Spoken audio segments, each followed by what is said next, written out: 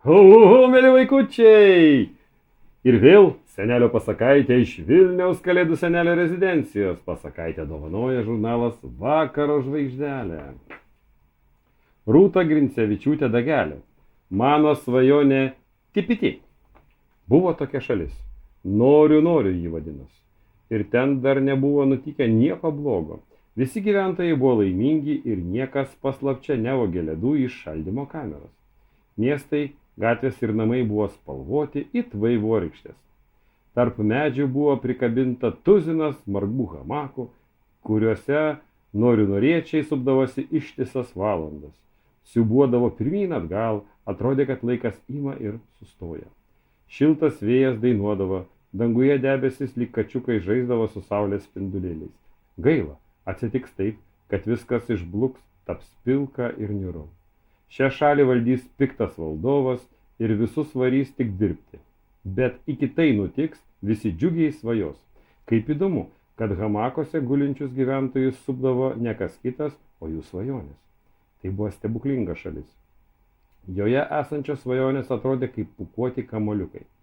Būtent dėl jų miestai buvo tokie spalvingi, o gyventojai tokie laimingi.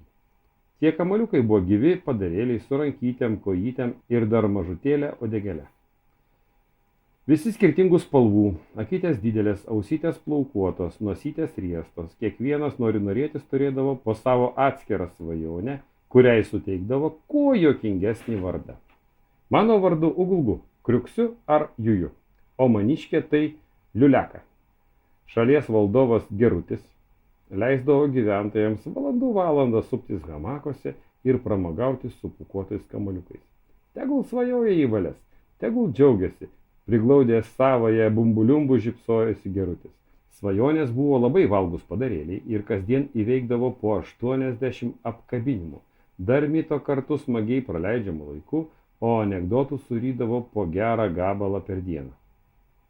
Kuo juokingesnis, tuo skaniau svajonė kvatoja. Ir auga, žinoma.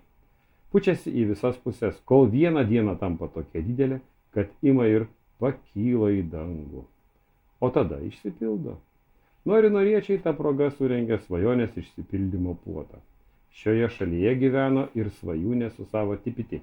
Greičiau, suk mane greičiau. Auksinės plaukų sruogos plaikstėsi ore. Didžiulios žalias akys nuo vėjo gūsių buvo pritvinkusios mažų lašelių. Mergaitė išsišiepusi vis prašė, kad svajonės suptų hamaką. Iškrisigi, kol tave supu, prašom duok užkasti kokio anekdoto. Paglostė gurgianti mėlynių spalvos pilvą Tipiti. Jos balselis buvo plonumo sulig smuiko styga. Svajūnės kėlė tokį juokelį, kad kvatodamas pūkuotas kamuoliukas padarė kūlvirstį. Tipiti akis buvo tarsi du maži mandarinai, o uodega tokio ilgumo, kaip nuobodžiausia pamoka. Palietus riestą nosytę svajonė tuoj pradėdavo čiaudėti ir tik po 100 nusičiaudėjimų sustodavo. Dar noriu, atsistojo Tipiti ir visų svorių prigulė šalia svajūnės. Pastatė plaukuotas trikampės ausis ir laukė. Ėjo kartą vilkas ir pametė uodegą. O tada... Vienas, čia girdisi kas nors. Keistas nemalonus balsas tarė žodžius per megafoną. Dėmesio, liūdna žinia. Gerulis su bumbuliumbu po ilgos sunkios ligos šiandien mirė. Ir jo vietą paskiriamas naujas valdovas. Ir nuo tos dienos nori užklupo nerimo ir liūdesio dienos. Gyventojai nebenorėjo šypsotis, o svajonės stovėjo lyg kareiviai prie linguojančių hamakų.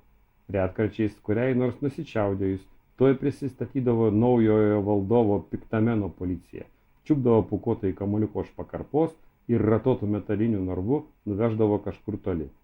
Taip viena po kitos svajonės buvo ištremtos nežinia kur.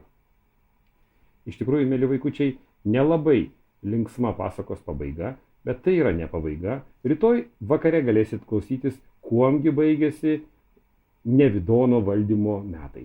Senelis linki jums gražaus vakaro, saldžių sapnų. Labą.